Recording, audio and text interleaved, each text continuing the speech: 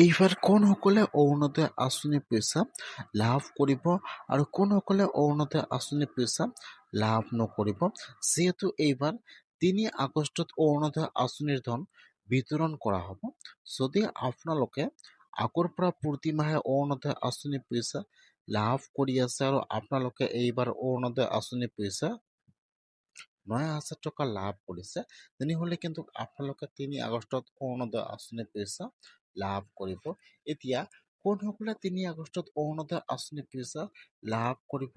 আপোনালোকে অৰুণোদয় আঁচনিৰ পইচা পাবলৈ হ'লে এতিয়া আপোনালোকে কি কৰিব লাগিব? মই আজি এইটো ভিডিঅ'ত আপোনালোকক সম্পূৰ্ণ প্ৰচেছ ষ্টেপ বাই ষ্টেপ দেখুৱাই দি আছোঁ। আপোনালোকে জানিবলৈ হ'লে ভিডিঅ'টো সম্পূৰ্ণকৈ চাই ল'ব স্কিপ নকৰাকৈ। আৰু যদি আপোনালোকে মোৰ চেনেলত নিউ হয়, মোৰ চেনেলটো ছাবস্ক্ৰাইব কৰি ৰাখি দিব। নিশ্চয় আপোনালোকে সকলোৱে জানে যে ৩ আগষ্টত অৰুণোদয় আঁচনিৰ ধন বিতৰণ কৰা হ'ব।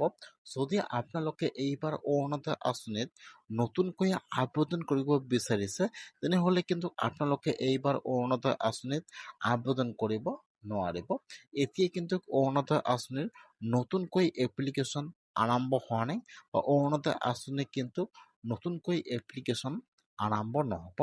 যিসকলে অৰুণোদয় আঁচনি 3.0ত এপ্লিকেশ্যন কৰিছিল, যিসকলৰ নাম চিলেকশ্যন হোৱা নাই, যদি আপোনালোকে অৰুণোদয় আঁচনি পোৱাৰ যোগ্য হয় আৰু আপোনালোকে অৰুণোদয় আঁচনিৰ পইচা লাভ কৰা নাই, তেনেহ'লে কিন্তু আপোনালোকে অৰুণোদয় আঁচনিৰ পৰা আপোনালোকৰ নামটো এপ্ৰুভ কৰিব পাৰিব।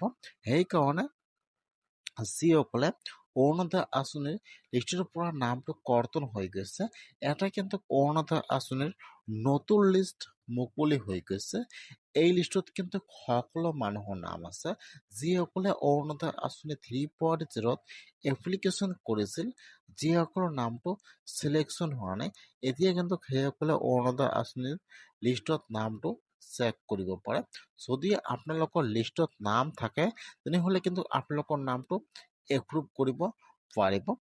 লিষ্ট কিন্তু দুটা আহিছে, এটা হৈছে এপ্ৰুভ লিষ্ট আৰু এটা হৈছে চিলেকশ্যন লিষ্ট। যদি আপোনালোকে লিষ্টবোৰ চেক কৰিব বিচাৰে, মই কিন্তু আপোনালোকৰ সুবিধাৰ কাৰণে হোৱাটছএপৰ লিংকটো মোৰ ডিছক্ৰিপশ্যনত দি দিছোঁ। আপোনালোকে দুটা লিষ্ট চাব পাৰে যে আপোনালোকৰ কোনটো লিষ্টত নাম আহিছে।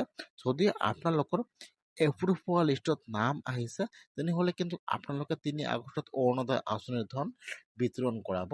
আৰু যদি আপোনালোকৰ নামটো খালি জাষ্ট চিলেকশ্যন হৈছে, তেনেহ'লে কিন্তু আপোনালোকে আপোনাৰ পঞ্চায়তত যাই যোগাযোগ কৰিব লাগিব।